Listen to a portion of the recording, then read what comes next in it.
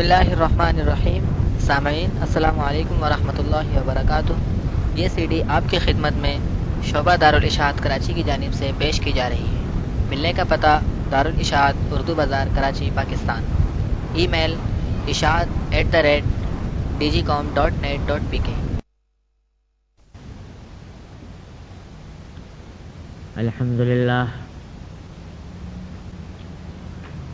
अल्हम्दुलिल्लाह नहमदुहु व नस्तईनुहु व नस्तगफिरुहु व नु'मिनु बिही व नतवक्कलु अलैहि व नऊज़ु बिल्लाहि मिन शुरूरि अनफुसिना व मिन सय्यिआति अअमालिना। मन यहदिहिल्लाहु फला मुज़िल्ल लहु व मन युज़लिल्हु फला हादिय लहु। वअशहदु अल्ला इलाहा इल्लल्लाहु वहदहु ला शरीका लहु वअशहदु अन्न सय्यदना व सनदना व नबिय्यना व मौलाना मुहम्मदन अब्दुहु व रसूलुहु सल्लल्लाहु तआला अलैहि व अला आलिहि व अस्हाबिहि व बारक व सल्लम तस्लीमन कसीरा।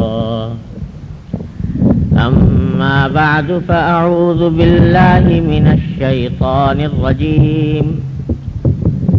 बिस्मिल्लाहिर रहमानिर रहीम।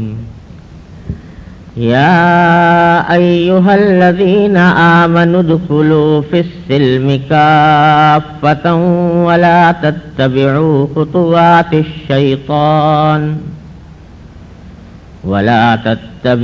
खुतुवातिश शैतान इन्नहु लकुम अदुव्वुम मुबीन। आमन्तु बिल्लाहि सदक़ल्लाहु मौलानल अज़ीम व सदक़ रसूलुहुन नबियुल करीम व नहनु अला ज़ालिका मिनश शाहिदीन वश्शाकिरीन वल्हम्दुलिल्लाहि रब्बिल आलमीन। Respected brothers and sisters, Assalamu alaikum wa rahmatullahi wa barakatuh. I have just recited a short verse of the Holy Quran, and I propose to explain this verse to a certain extent in this short meeting. The translation of this verse is that Allah subhanahu wa ta'ala says, Ya ayyuhalladhina amanu udkhulu fis silmi kaffatan. O those who believe, enter Islam totally and do not follow the footprints of Satan, because he is to you a clear enemy.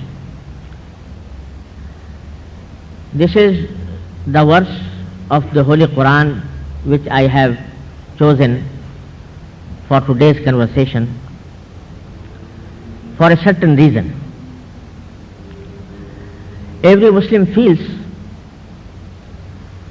that there is a strong move throughout the Muslim world today towards Islamization, towards the revival of Islam and Muslims, towards applying Sharia in all walks of life,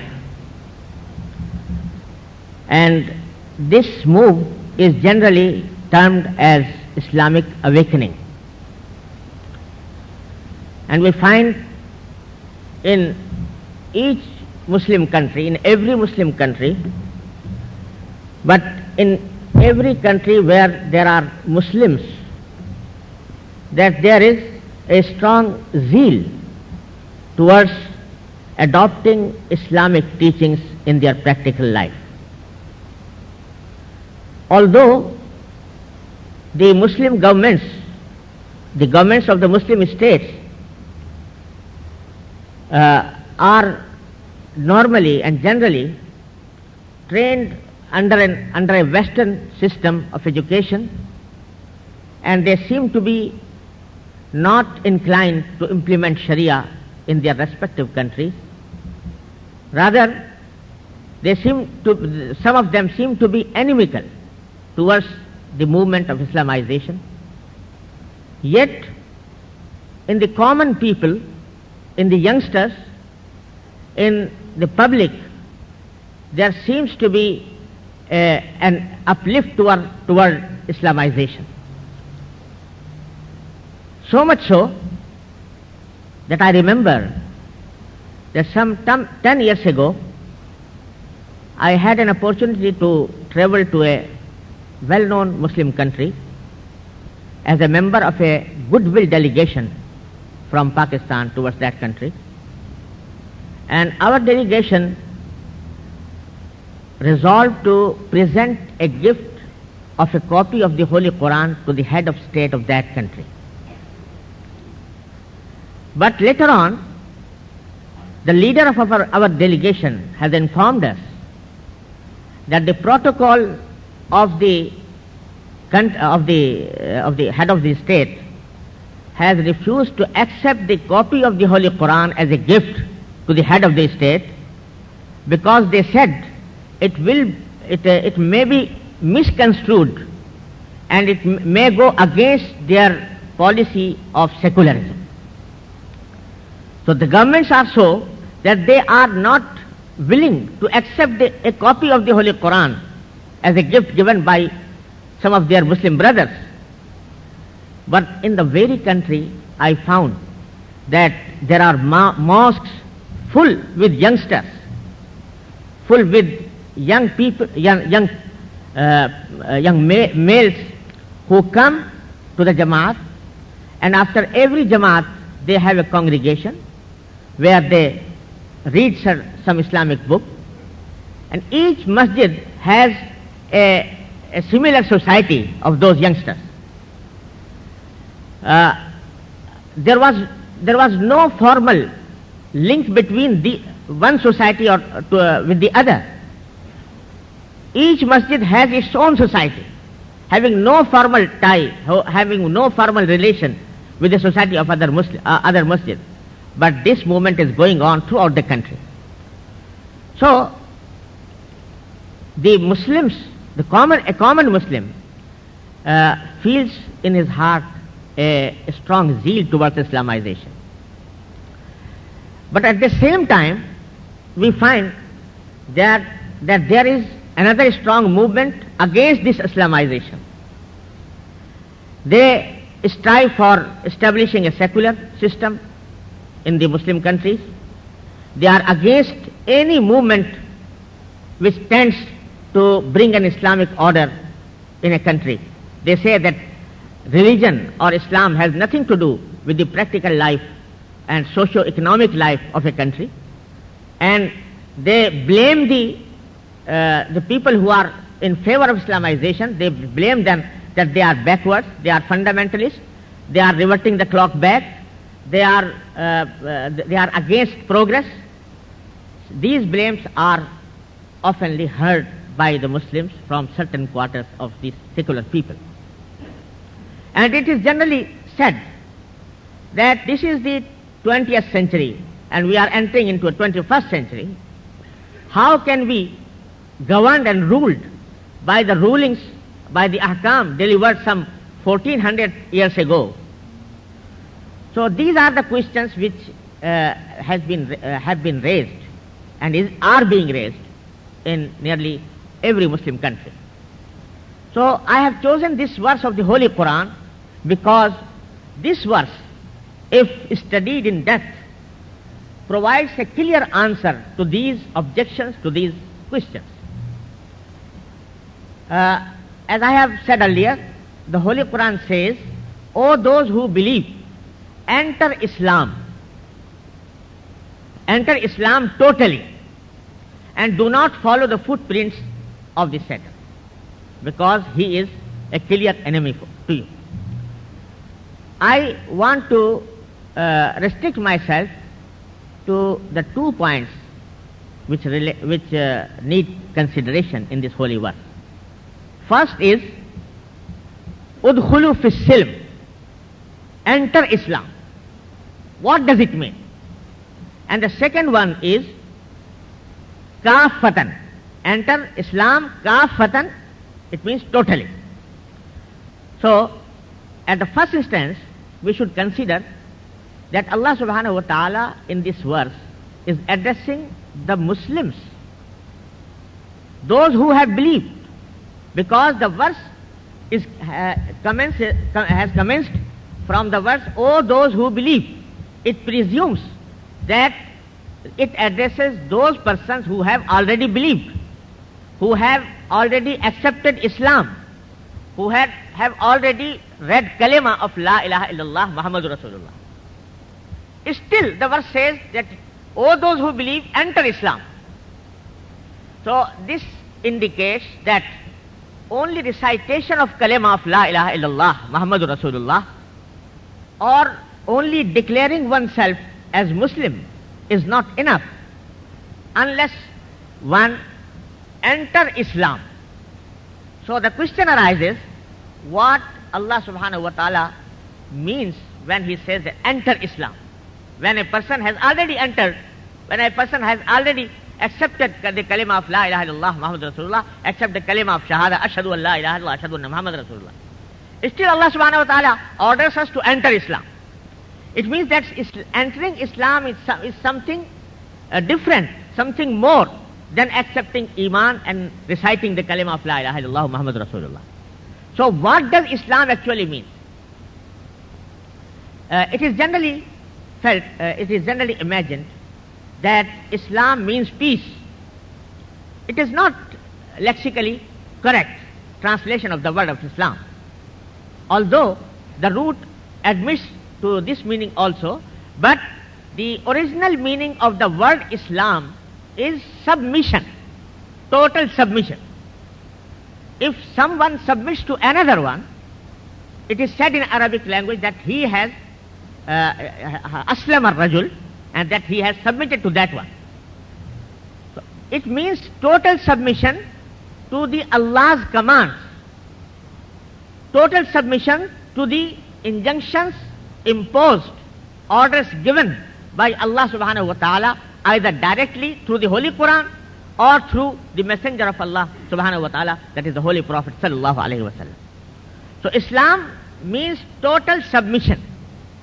And what does submission mean? Submission means that one obeys the command of another without questioning its validity, without raising questions against him, without raising objections against him. If he raises some objections, if he questions the validity of his orders, he cannot be said to have submitted to him.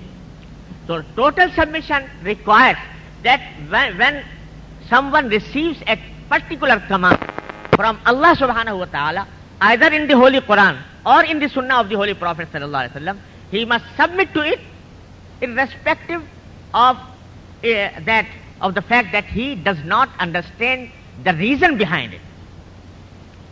Let me quote you an example. All of you know that Sayyidina Ibrahim alayhi salatu wassalam was ordered by Allah subhanahu wa ta'ala to slaughter his son, Hazrat Ismail alayhi salatu wassalam. And it is the very episode that is commemorated by the Qurbani in the days of Eid al-Adha.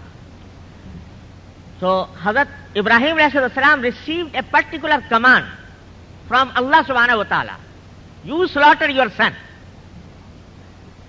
If looked at this order from the rational point of view, there seems to be no reason at all, no rationale in this to validate this command.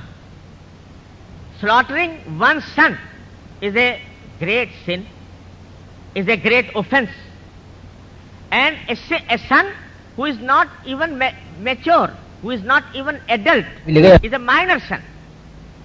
A minor person, even if commits some offense, he is not liable criminally liable for that offense. Even in any legal system, he cannot be held liable. He cannot be punished. He cannot be killed because he has committed an offense. Islam never asked Allah subhanahu wa ta'ala, why you are commanding me, why you are ordering me to slaughter my own son? What offense this son has committed? For what he is being killed? He never asked, never raised any objection. But the Holy Quran says that he went to his beloved son, Hazrat Ismail alayhi salam, and said to him, Ya bunayya, inni ara fil manami anni azbahuka fanzur madha tara. O my son, I have seen in my dream that I am slaughtering you. And the dream of Anbiya, the dream of the prophets, is a revelation from Allah subhanahu wa ta'ala. So I have seen in my dream that I am slaughtering you. What do you see about it? What do you think about it? Madha tara. At this stage also, Sayyiduna Ismail alayhi salam never questioned the validity of this order. He never asked Sayyidina Ibrahim alayhi salam, for what offense I am being killed. But the answer given by Sayyidina Ismail alayhi salam was, Ya abati fa'al ma tu'mar. Oh my father, carry on to obey the order of Allah subhanahu wa ta'ala. Satajiduni insha'Allah min as-sabirin. You will find me patient. I'll never make a hue and cry. I will never protest against this order. You please carry on obeying the order of Allah subhanahu wa ta'ala and slaughter me. So when both the father and the son were ready to obey the command of Allah subhanahu wa ta'ala, Sayyidina Ibrahim alayhi salam made his son lie on the ground and started slaughtering him.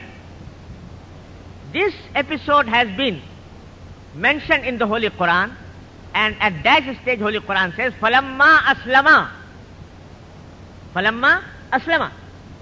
This word can be translated in two ways. Falamma aslama, when they submitted themselves to Allah's command. And you can put it in another way, you can say that the word means that when they entered Islam, when they submitted themselves to Allah subhanahu wa ta'ala, when they entered Islam. So when this word used here in this verse, falamma aslama wa tallahu lil jabin, when this word used in here is compared with the word used in the verse I have just recited, Ya ayyuhalladhina amanu udkhulu fis silm kafatan, the meaning becomes clear that the verse requires us to submit to Allah's command without questioning it, without testing it on our so-called reason, so-called rationale. If one submits to Allah's command in this manner, he is said to enter Islam completely. Otherwise he cannot claim to enter Islam. He can be a mu'min, cannot be held a kafir, but he cannot be held as he has entered Islam fully or totally. So the question arises that it means that the Holy Quran or Islam renders one's reason as useless, because it prohibits or forbids using the reason while in the matters of life, on the matters of practical life. But this is not the case. One should fully understand the philosophy behind this command, that Ya ayyuhalladhina amanu udkhulu fis silmi kaffa.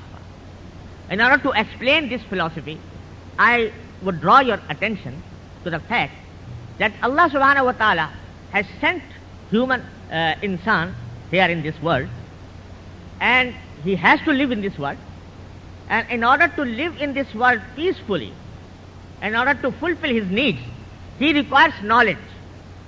Unless he has some knowledge, he can't live in this world, can't fulfill his needs. And for acquiring this knowledge, Allah subhanahu wa ta'ala has provided him with certain sources of knowledge. For example, every person has been provided with his senses, 5 senses, with his eyes to see, with his ears to hear, with his nose to feel, with his to smell, and with his hands to feel something. So he has been provided with these 5 senses in order to acquire some knowledge. Through these 5 senses he acquires different types of knowledge.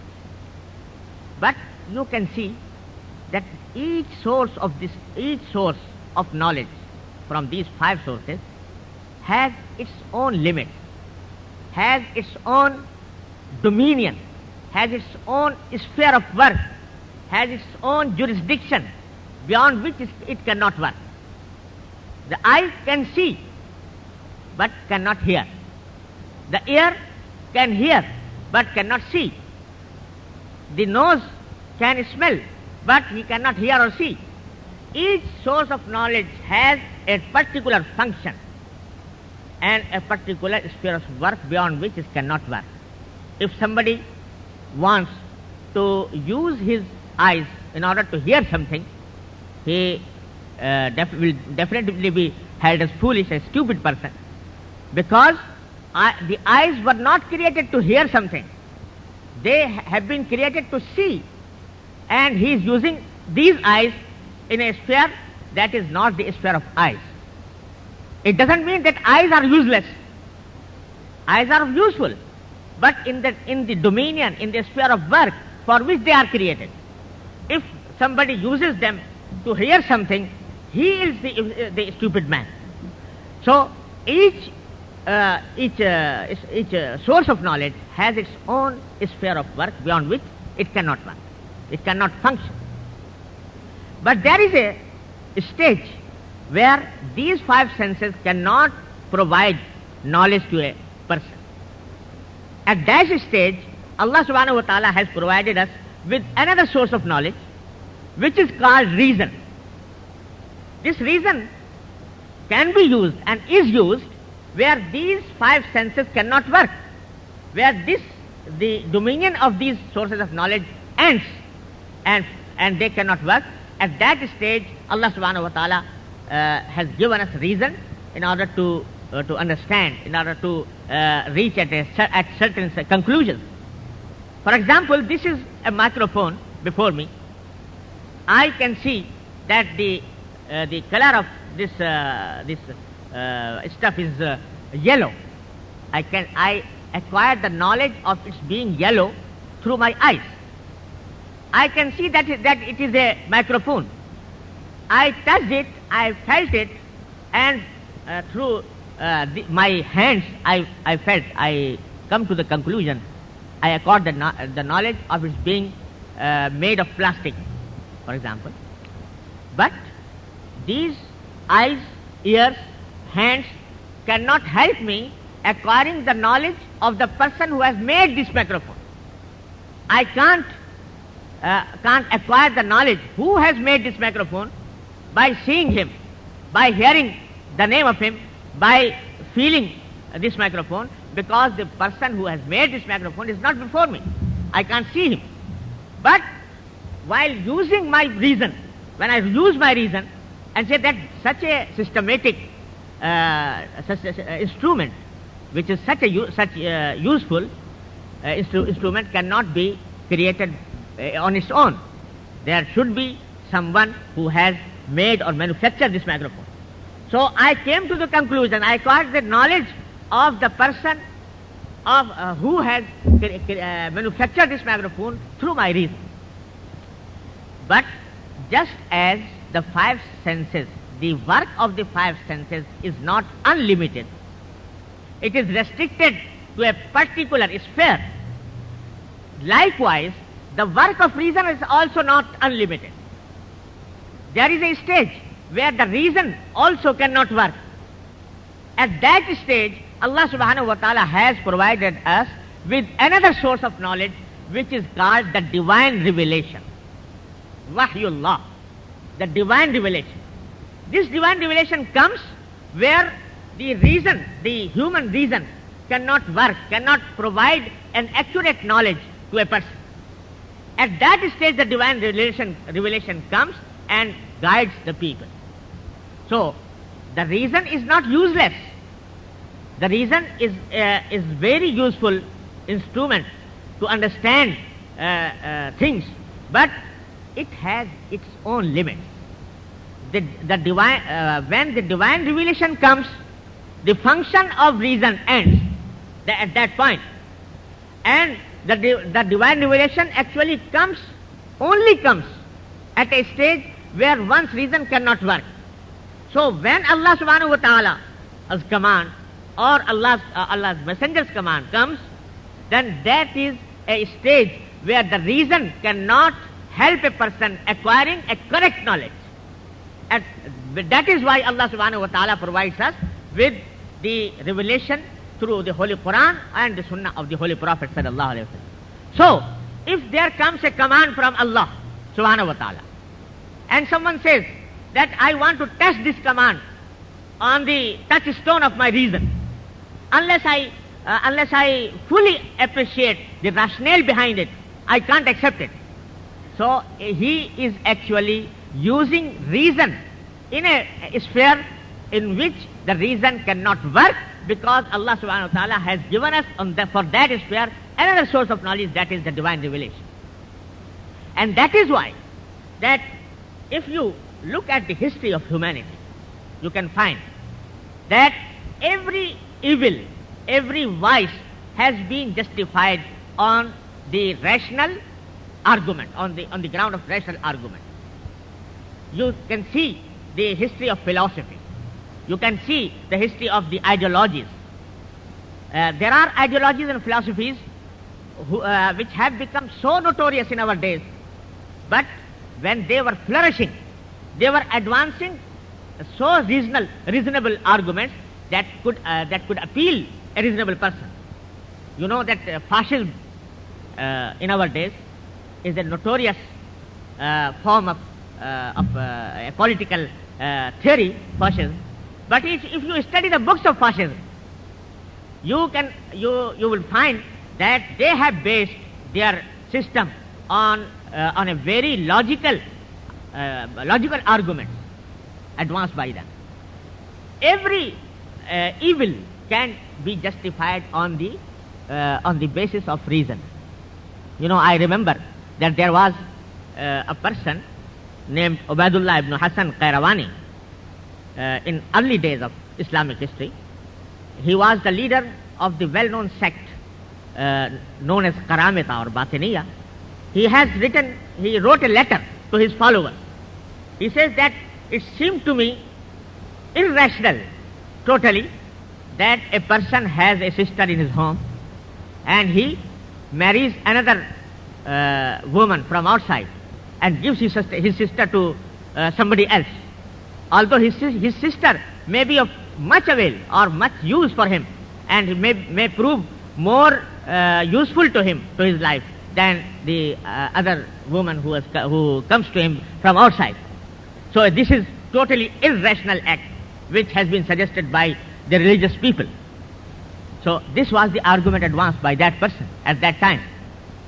And you can refute him on the basis of the Holy Quran and Sunnah. You can refute him on the religious basis. But if you weigh his argument in a pure, rational manner, you can hardly find a pure rational argument against the argument advanced by him. Unless the reason is governed, unless the reason is guided by the divine revelation, this argument of his cannot be refuted on pure rational basis. You know that in our days, the Western societies have allowed adultery, have allowed homosexuality and what not, on the basis of very reason. They say that there is no... We never found therein any formula to manufacture an atomic and nuclear bomb. We never found in the Holy Quran a scientific formula. We never found in the Holy Quran any scientific theory or a scientific fact mentioned in order to guide us in our practical life of today. So how do you claim that the Holy Quran and the Sunnah of the Holy Prophet ﷺ are guide us in every sphere of life? Actually, why did Holy Quran not mention these formulas? Why did the Sunnah of the Holy Prophet ﷺ did not mention these formulas of science and technology? The answer is obvious in light of what I have stated before, that the science and technology was in the sphere of reason, was in the dominion of reason and senses. So it was needless to provide scientific formulas through divine revelation, because the human reason, human senses can lead the humanity to progress towards science and technology. The need actually was to provide guidance in a sphere which one's reason and senses could not provide him with accurate guidance. Therefore, Allah subhanahu wa ta'ala has given us commands about the aqaid, about the ibadat, about the muamalat, muasharat and akhlaq. But the matter of science and technology has been left to the reason, to the human reason, to the human senses. Whoever exercises his efforts, whoever exercises his senses and experience and reason, he can can have achievements in that sphere. But the messengers of Allah subhanahu wa ta'ala actually come to indicate the points in which a human reason can make mistakes, can go to misguidance. So Allah subhanahu wa ta'ala, through his commands, through his verses and through the sunnah of his Prophet sallallahu alaihi wasallam, provides with guidance in those spheres only. So if this point is clear, that the revelation of Allah, the divine revelation, only comes where the reason only cannot work, then the result is obvious, that when the command of Allah subhanahu wa ta'ala or the command of the messenger of Allah subhanahu wa ta'ala comes in express terms, then there is no option left for a Muslim to obey or disobey them, or to test those commands on his so-called reason. Allama ibn Khaldun rahimahullah, who is a well-known scholar of Islamic history and Islamic philosophy, he says that reason is, he said in his muqaddimah, that the human reason is very useful instrument to reach to a correct conclusion. But so far as it is used in its limits, if the reason crosses those limits, the answer given by that reason will be mistaken, will be wrong. He says that there is a scale, a small scale, which is manufactured for weighing the gold and silver, for example. A scale manufactured for weighing gold and silver. It has been created for that purpose only. If one wants to weigh the mountains in that small scale, the scale will be broken. It cannot work. Not because the scale was useless, but because the person who used it actually transgressed the limits of its function and its purpose of creation. So Ibn Khaldun says that whenever a person uses his reason against the commandments of Allah subhanahu wa ta'ala or against the commandment of his messenger, he is actually transgressing these limits. So when Sayyidina Ibrahim alayhi salam received the command of Allah, he never tested that command on the scale of his reason. He says he went on obeying that command. That is why Allah subhanahu wa ta'ala says, وَمَا كَانَ لِمُؤْمِنٍ وَلَا مُؤْمِنَةٍ إِذَا قَضَى اللَّهُ وَرَسُولُهُ أَمْرًا أَنْ يَكُونَ لَهُمُ الْخِيَرَةُ مِنْ أَمْرِهِ. When Allah or His Messenger decides for a moment, male or female, something, there is no option left for that moment, male or female. The only option is to obey that command. No matter whether that command appears to be to him to be rational or irrational, he must obey them, because that is not the sphere of his reason. So this is the actual meaning of Islam: total submission.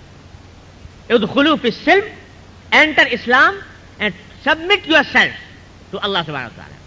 So the misconception which we find today in some quarters is that when it is said that Allah subhanahu wa ta'ala has forbidden such and such things, has made them prohibited, they say, why? What is the rationale behind it? It means that they claim that unless they are convinced that this command is rational, they would not obey that command. This is not an Islamic behavior, according to this holy verse of the Holy Quran. No doubt that there is a rationale behind each and every commandment of Allah subhanahu wa ta'ala, behind each and every commandment of the Messenger of Allah subhanahu wa ta'ala. But it is not necessary that we can understand it fully. There may be some rationale, there may be some reason, but we can't understand because it is outside the sphere of our reason. So the meaning of Islam is total submission. This is the first point that this verse makes. The second point towards which I wanted to draw your kind attention is the verse kafatan, totally. That this submission to the commands of Allah and to the commands of His Messenger must be total submission. It should not be partial one.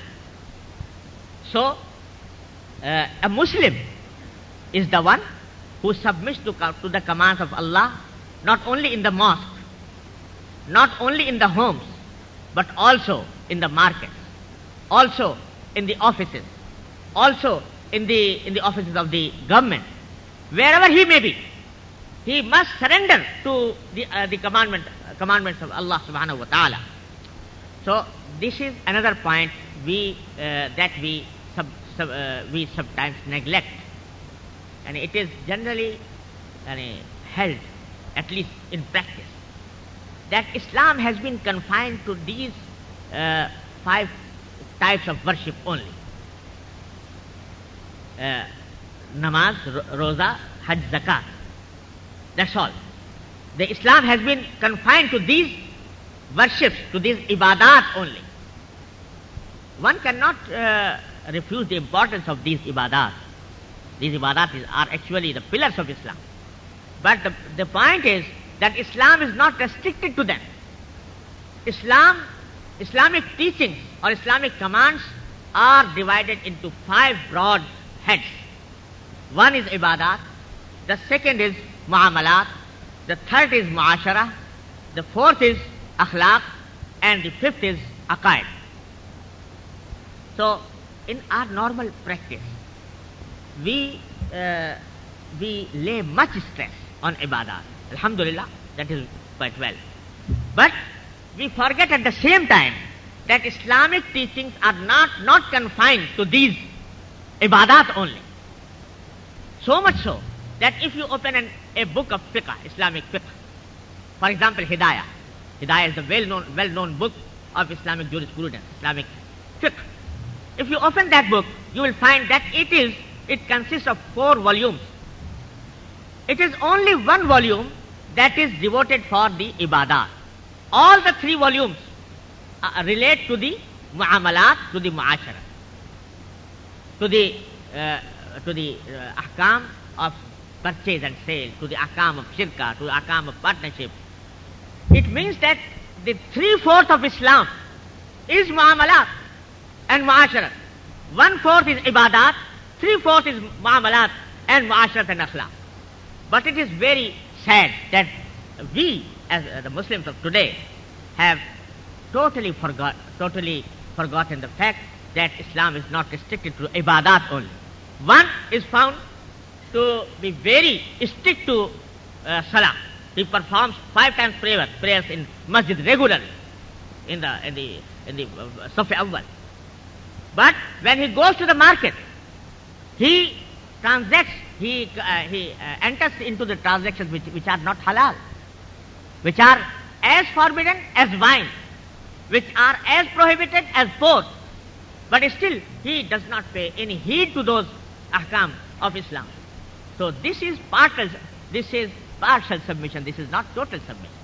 Allah wants us in this holy verse that we submit totally to Allah subhanahu wa ta'ala. So,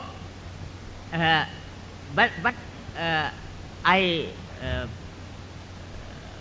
can add one thing more, that there are two types of hukuk for which a Muslim is liable.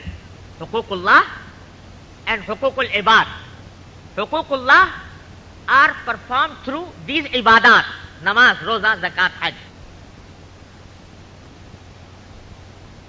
of human beings, the rights of human beings. And Allah subhanahu wa ta'ala has laid so much stress over hukukul ibad that if someone violates a haqq of Allah, for example, he can be forgiven after he makes a tawbah, pure tawbah. Even if somebody has taken wine, for example, he committed a very major sin.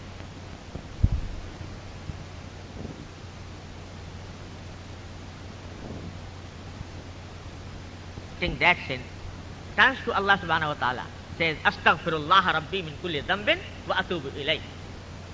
It is promised by the Holy Prophet sallallahu alaihi wasallam that if his tawbah is sincere, this sin of him will be forgiven. Not only forgiven, but it will be omitted from his book of A'mal.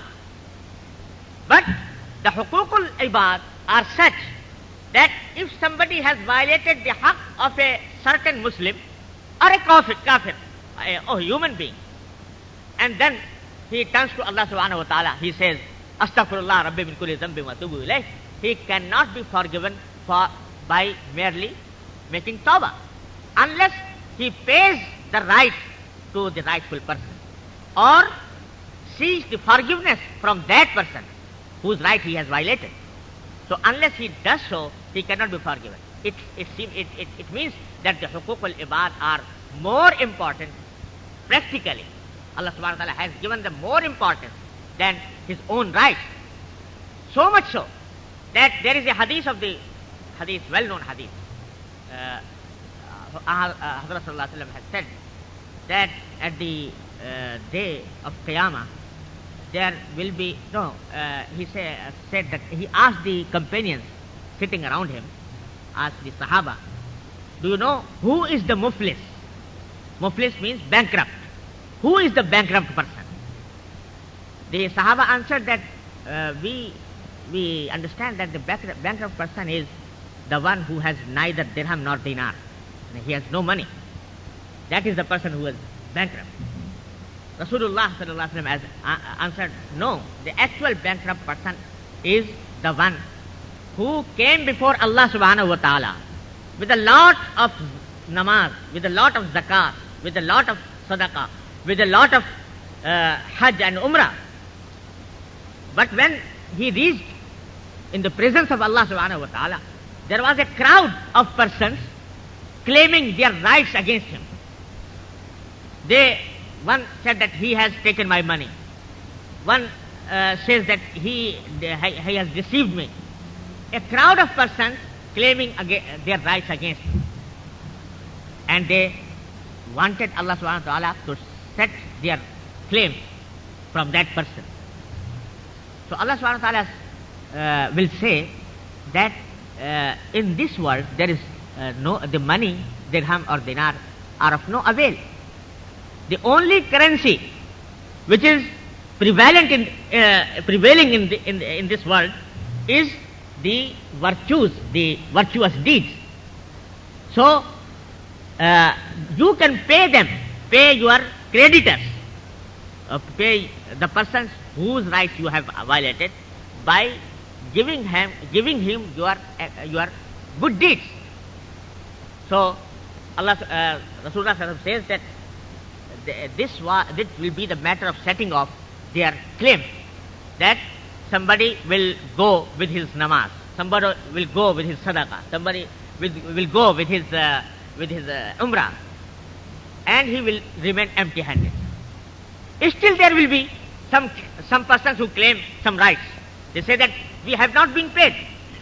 At that stage, Allah subhanahu wa ta'ala says that your bad deeds, your sins will be transferred to the person, to this person. And at that stage, their bad deeds will be transferred to that person, and he had come with a lot of a'mal hasana, with a lot of good deeds, but when he returned, he was not only empty-handed, but was burdened with the sins of others. So Rasulullah said that this is actually the bankrupt person. So this is the importance of huquq al-ibad. But do you ever feel that if we commit riba, backbiting, which is totally forbidden by the Holy Quran, and the Holy Quran has in express word condemned this backbiting. If someone commits backbiting, does he ever feel that this sin is equal or more greater than the sin of drinking wine or eating pork? We, alhamdulillah, avoid eating pork, avoid drinking wine, but our majalis, our sittings are full of ghiba. So this is not the total submission to Allah's command. This is not what Allah subhanahu wa ta'ala requires us in this holy verse. Ya ayyuhalladhina amanu udkhulu fis silmi kaffa. And the other sentence, the next sentence in this verse is wala tattabi'u khutuwati shaitan. Do not follow the footprints of the Satan. It means that whenever a person does not submit totally to Allah subhanahu wa ta'ala, it will fall prey in the hands of Satan. He will misguide him, mislead him. Innahu lakum aduwwum mubin.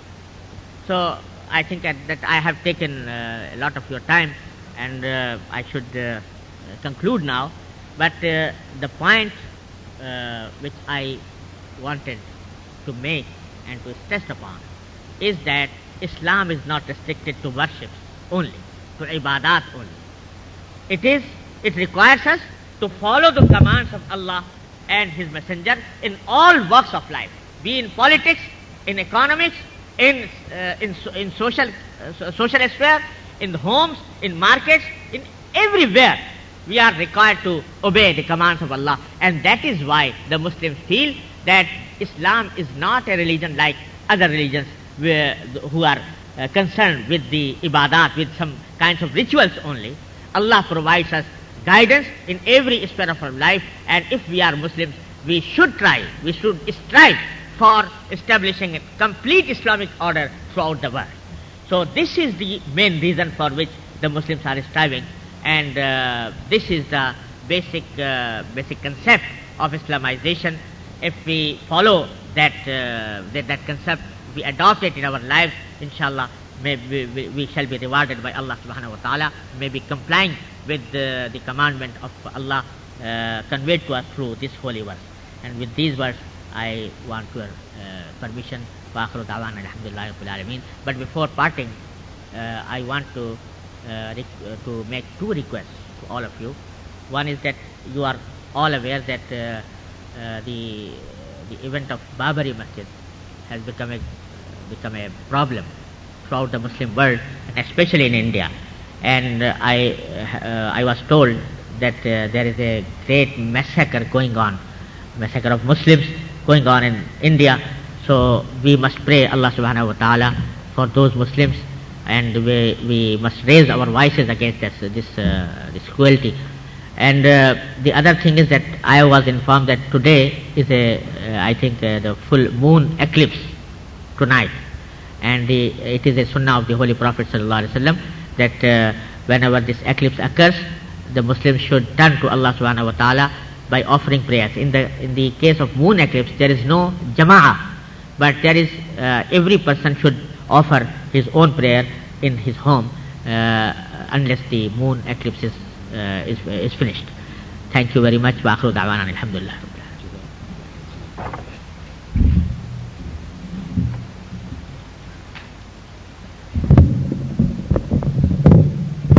Jazakumullah khair al-jaza.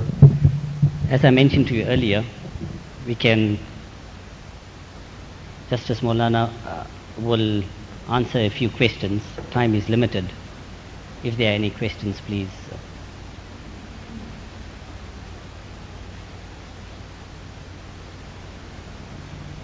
Alhamdulillah, there seems to be no question.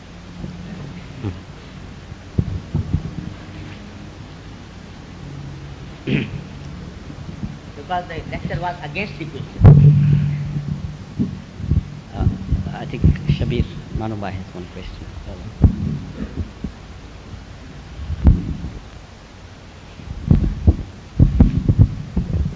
Assalamu alaikum. Alaikum assalam. I don't mean any disrespect with this question. Actually, no one was asking any questions, and I didn't intend to ask any initially. But I would like to ask Hazrat Maulana about a saying of the Prophet, and that is, reason is the foundation of my religion. And I think maybe he can just talk about that hadith of his in the light of his talk. Jazakallah. Pardon me, I couldn't follow your question. There is a saying of the Prophet, Yes. that reason is the foundation of my religion. And I thought maybe you could just elaborate on that. Yes. I have never come across to such a hadith which says that the Holy Prophet ﷺ said that reason is the foundation of my religion. There is no such hadith to the best of my knowledge. I have studied the books of hadith. I have never found such a hadith. If there is someone, the reference should be given so that we may.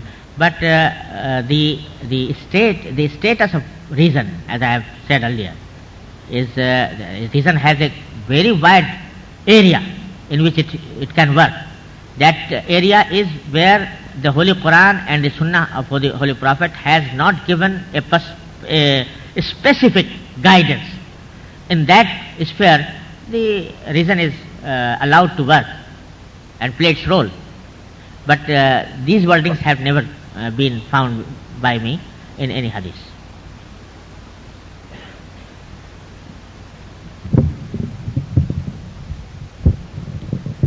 Are there any more questions? I think we'll now. There's one more question.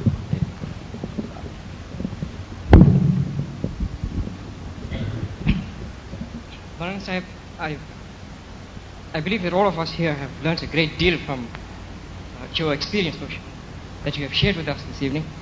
However, I'm sure many of us came here this evening expecting to hear some discussion on the area of your specialization, areas like law, economics, Islamic banking.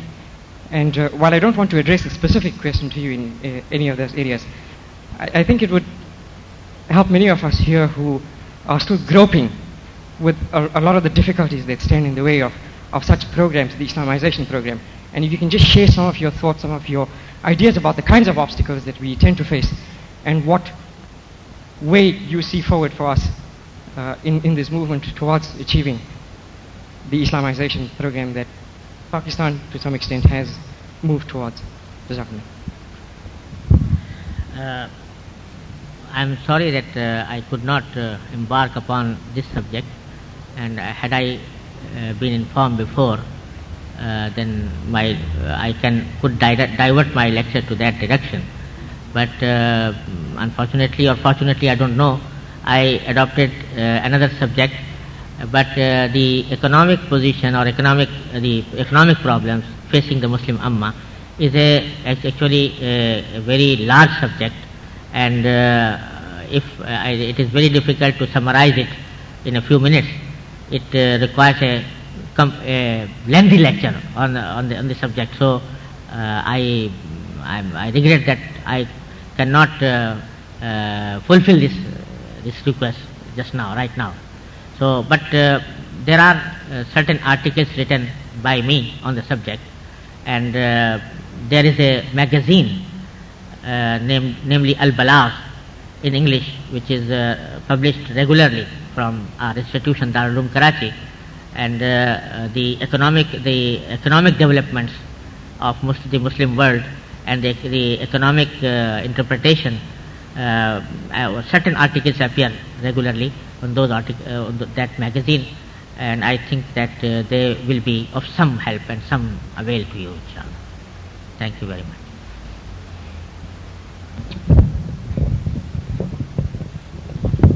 I think we'll now conclude tonight's proceedings. I wish to thank all of you for coming here today and giving us a patient hearing. We will now ask Hazrat Maulana Qasim Sema Sahib to conclude with a dua.